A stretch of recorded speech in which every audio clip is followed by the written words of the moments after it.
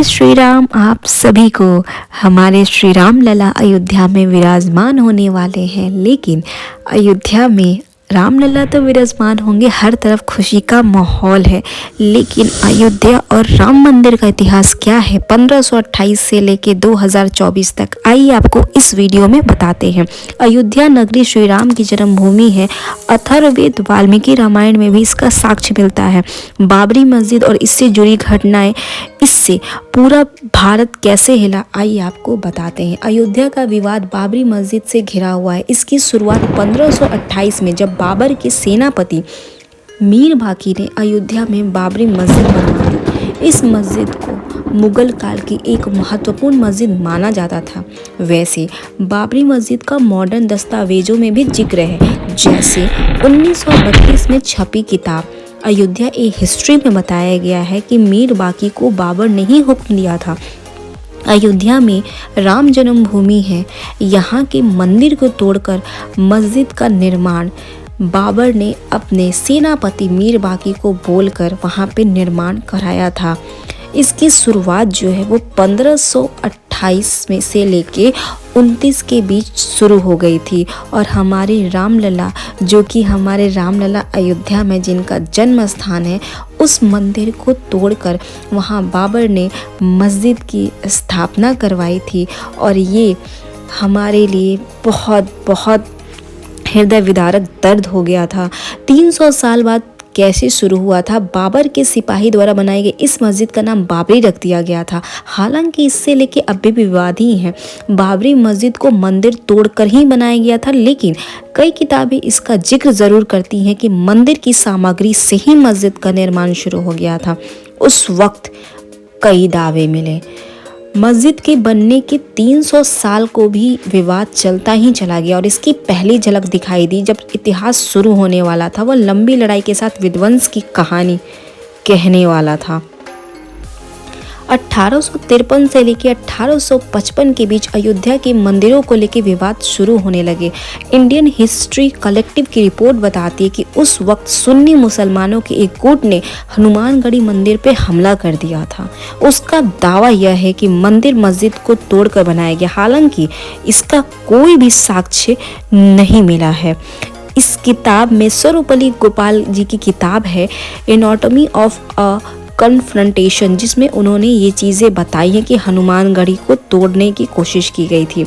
अंग्रेजी सरकार ने सुलह कराने की कोशिश की थी, लेकिन उसके पहले नवाब वाजिद अली शाह ने इसके बारे में शिकायत की थी कि अयोध्या तब नवाबों के अधीन थी और इस मामले के सुलझाने के लिए कमेटी बनाई गई थी। और उस वक्त नवाब वाजिद अली शाह ने हनुमान मंदिर पर एक और हमले को रोका था।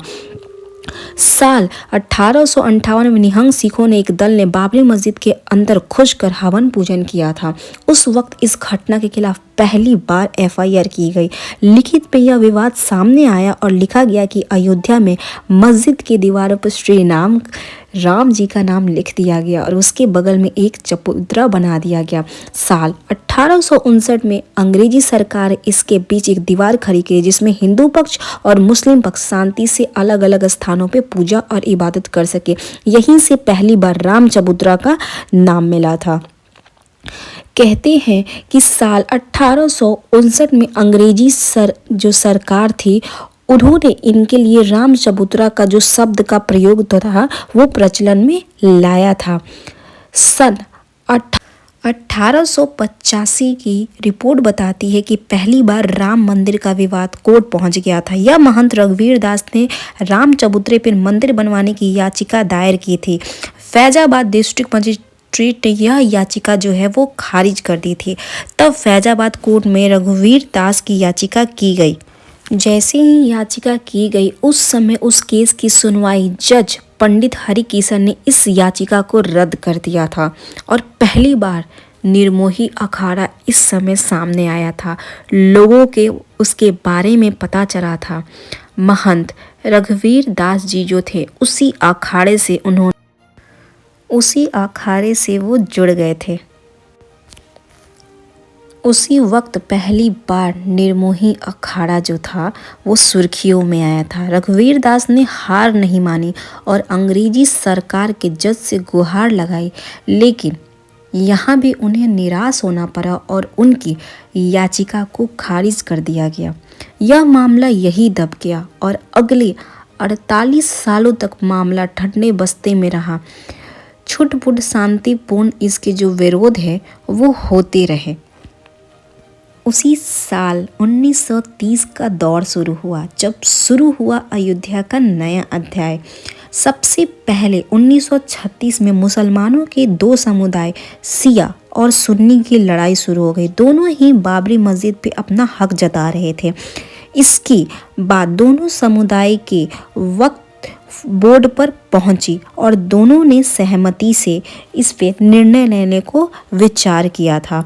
लेकिन जो फैसला आया, इस लड़ाई में जो फैसला आया वो शिया समुदाय के दावों को खारिज कर दिया गया।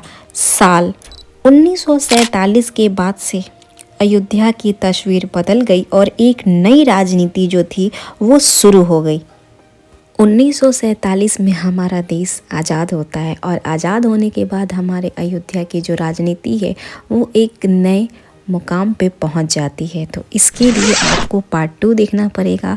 तो मिलते हैं आपको नेक्स्ट वीडियो में।